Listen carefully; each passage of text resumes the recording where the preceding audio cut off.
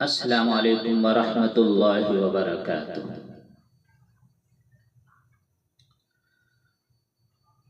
الحمد للہ نحمده ونستعینه ونستغفره ونؤمن به ونتوکل علیہ ونعوذ باللہ من شرور انفسنا ومن سیئات اعمالنا من يهده الله فلا مضل له ومن يضلله فلا هادي له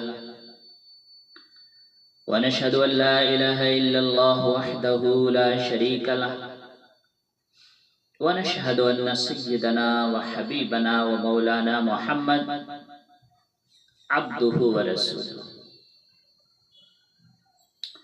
أما بعد۔ میرے بھائیوں، دوستوں، بزرگوں، عزیز نوجوانوں،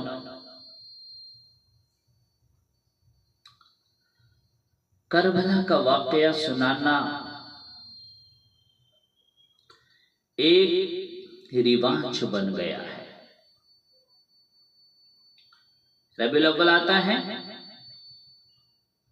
ہم ڈھول تاشے نگاڑے بجاتے ہیں، لیکن میرے نبی کیوں آئے؟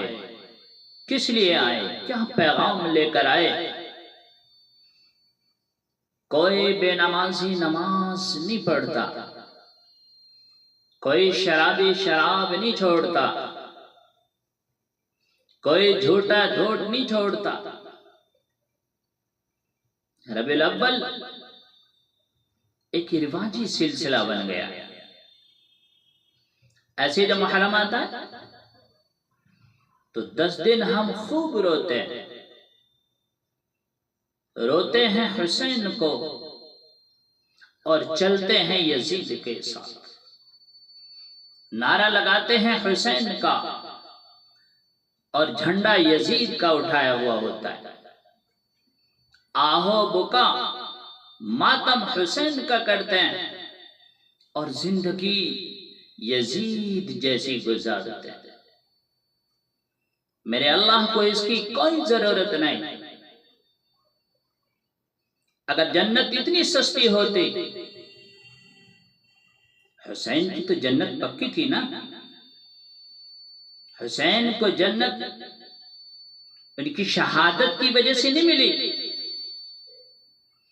بلکہ آپ نے ماں کا دودھ بھی نہیں چھوڑا تھا۔ اور میرے نبی نے فرمایا، سیدہ شباب اہل الجنہ الحسن والحسین، کہ حسین جنت کے نوجوانوں کے سردار ہیں۔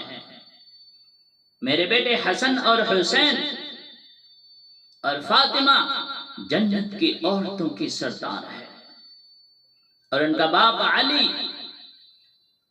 ان سے بھی افضل ہیں، اعلیٰ ہیں، سردار ہیں۔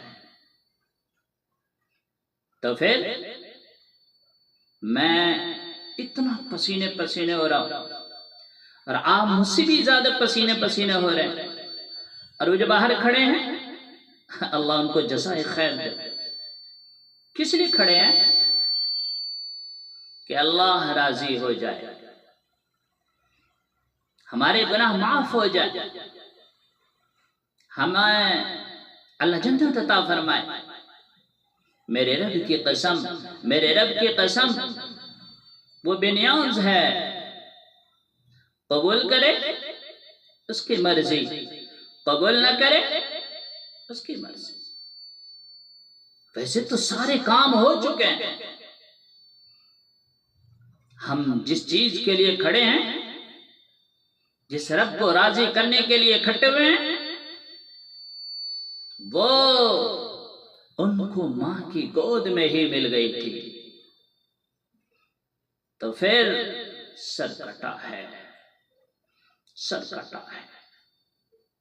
ان کم بختوں نے زہر پہ زہر، زہر پہ زہر، جب آخری دفعہ آپ کو زہر دیا گیا تو آپ اتنا تڑپ رہے تھے، اتنا تڑپ رہے تھے کہ آنتیں کٹ کٹ کے پیخانے کے راستے سے باہر نکل رہی تھی۔ آپ کو ایک پل بھی چین نہیں تھا.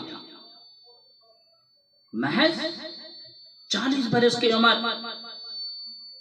آپ نے اپنے بھائی سے فرمایا کہ بھائی مجھے کئی دفعہ زہر دیا گیا، لیکن اس دفعہ کے زہر نے مجھے چیر کے رکھ دیا.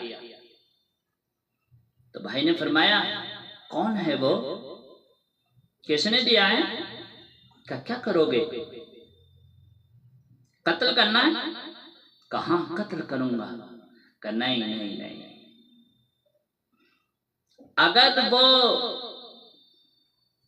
اگر وہی ہے جو میرے ذہن میں ہے تو میں آخرت میں اس سے نمٹ لوں گا، اور اگر وہ نہیں ہے اور میرے خیال میں ہے تو تیری وجہ سے ایک بے گناہ کا قتل ہو جائے گا. کیا سناؤں میں آپ کو، یہ آل رسول کے اخلاق ہیں، آل رسول کے اخلاق ہیں.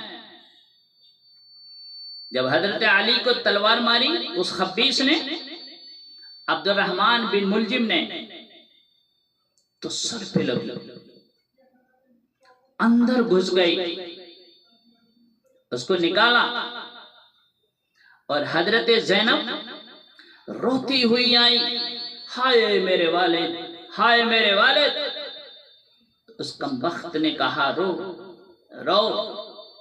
جتنا رونا ہے رو لو، آج یہ نہیں بچتا، رو لے جتنا رونا ہے رو لے، آج یہ نہیں بچتا. تو جو ساتھ میں تھے تو کہا ان کے ساتھ کیا کرنا ہے،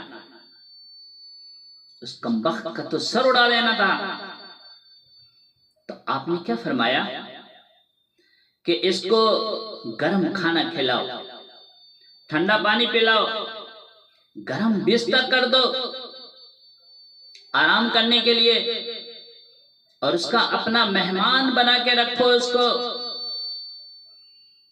اگر میں ٹھیک ہو گیا تو کیا کرنا ہے میں نمٹ لوں گا، اور اگر میں شہید ہو گیا تو میری پہلی گزارش ہے اسے معاف کر دینا، اور اگر کسی وجہ سے معاف نہ کیا اور میرے بدلے اسے قتل کرنا ہے تو اس کو تکلیف دے کر، عذاب دے کر قتل نہ کرنا، بلکہ ایک ہی بار میں گردن اڑا دینا. یہ آل رسول کے اخلاق ہیں جو اپنے قاتل کی بھی سفارش کر رہے ہیں کہ اسے معاف کر دینا، اسے گرم کھانا دینا، ٹھنڈا پانی دینا، گرم بستر دینا، اس کو اپنا مہمان بنا کے رکھنا، قتل نہ کرنا. اگر کسی وجہ سے قتل کرنا ہے تو تکلیف نہ دینا، عذاب دے کر اس کو قتل نہ کرنا، بلکہ ایک ہی بار میں معاملہ نمٹا دینا. یہ میرے نبی کا گھرانہ ہے جس کی امت نے قدر نہیں کی. آپ ذہن میں تڑپ رہے ہیں کہ بھائی اس دفعہ کے زہر نے مجھے چیر کے رکھ دیا ہے.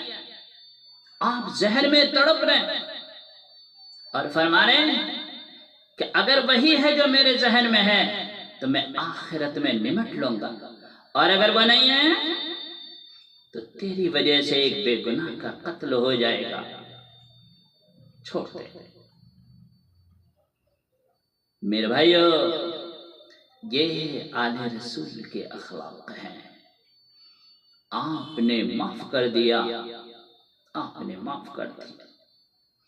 اللہ ہمیں نیک عمل کرنے کی توفیق عطا فرمائے، ہر بری چیز سے ہم سب کی حفاظت فرمائے. آمین. وآخر دعوانا ان الحمد للہ رب العالمین.